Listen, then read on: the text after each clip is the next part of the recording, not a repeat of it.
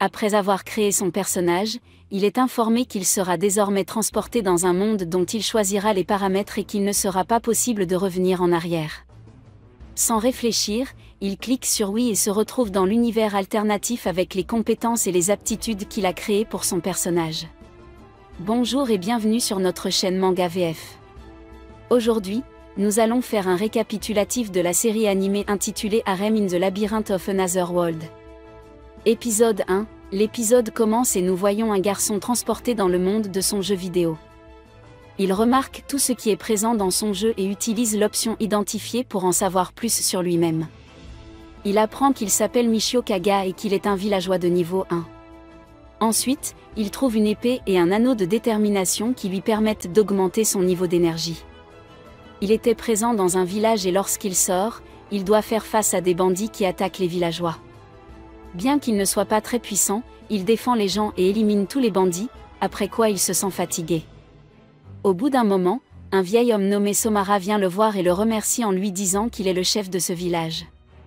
Il l'emmène ensuite pour le récompenser de sa bravoure et lui dit que tous les biens et les armes appartenant aux bandits qu'il a tués sont maintenant les siens. En vérifiant les objets, Michio apprend que les objets spéciaux ont été remplacés par quelqu'un. Ensuite, il va dans sa chambre, et comme il est fatigué, il pense à quitter le jeu mais il apprend qu'il ne peut pas le faire pendant que le chef arrive et lui demande de se laver les mains. N'ayant pas le choix, il lui obéit et considère que c'est désormais une réalité. Plus tard, le chef attrape le voleur qui avait dérobé l'objet de Michio.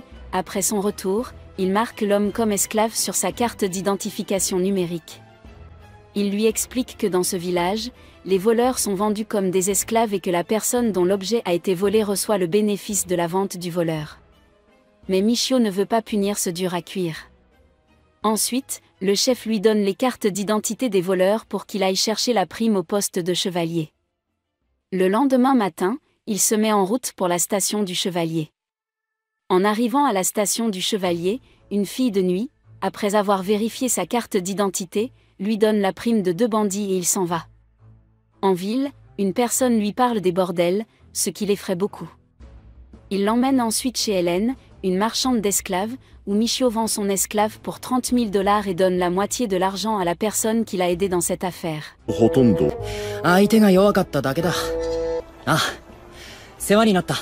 Entre-temps, il voit une belle esclave nommée Roxane. Hélène lui dit que les esclaves doivent obéir à leur maître, ils sont si utiles.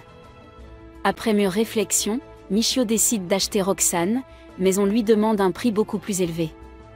Hélène lui dit qu'il l'attendra pendant 5 jours. Michio est sûr qu'il l'achètera, mais il ne sait pas comment. Épisode 2, dans la scène du futur, Michio retourne au village où il a commencé le jeu. Avec Roxane et d'autres esclaves, il visite l'endroit exact où il était allongé au début. Roxane lui demande alors s'il s'agit d'un village ordinaire. Pendant ce temps, il voit beaucoup de gens dans les champs. Michio voit un petit garçon aux cheveux noirs comme lui. Il apprend qu'il s'appelle Mio et va le voir pour lui parler un peu. Il apprend alors que son père est mort et qu'il vit avec sa mère. Michio, après avoir réalisé quelque chose, donne son épée au garçon et lui conseille de protéger sa mère.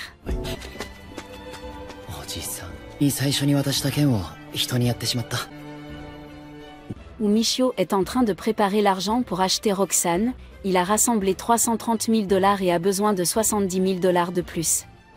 Il se souvient du conseil d'Hélène qui lui a dit qu'il pouvait gagner plus d'argent de 2 façons, en tuant des bandits et en accomplissant les missions à l'intérieur du labyrinthe. Il préfère le labyrinthe et le lendemain, il se rend dans un magasin d'armes et achète une épée et une armure, puis il atteint le labyrinthe qui était un endroit complètement bizarre, mais il y entre avec son épée Durandal. En arrivant au premier étage, il est chargé de tuer un monstre. Il apprend qu'il peut utiliser plusieurs compétences à l'intérieur du labyrinthe. Mais il ne peut pas sortir en utilisant la magie de destination. Au bout d'un moment, il affronte un monstre nommé Needlewood et l'achève facilement, ce qui lui permet d'obtenir un objet du nom de la branche. Puis un autre monstre apparaît et il utilise ses compétences pour le tuer, mais il se sent fatigué et décide d'abandonner.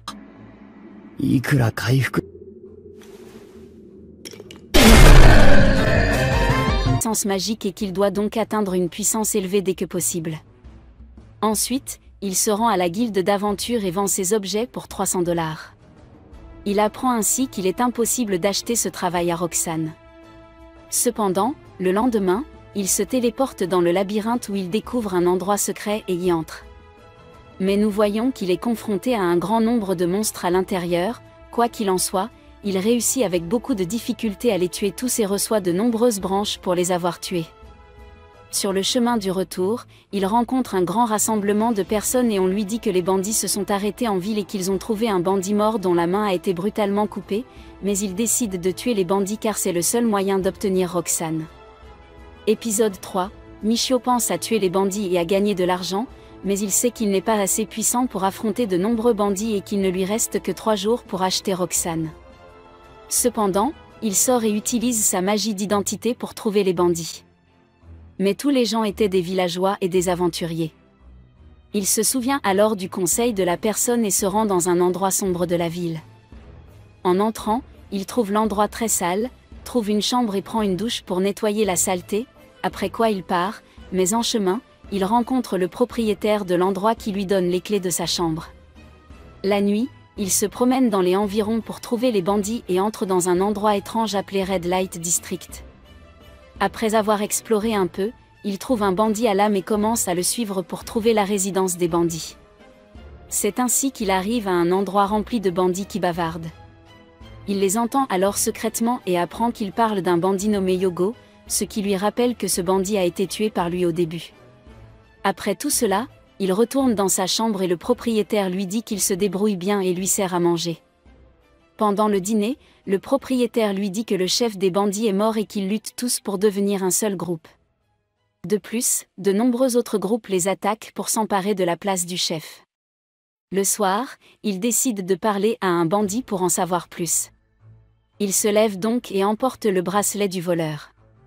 Ensuite, il rejoint le bandit et lui demande des informations sur le bracelet du voleur.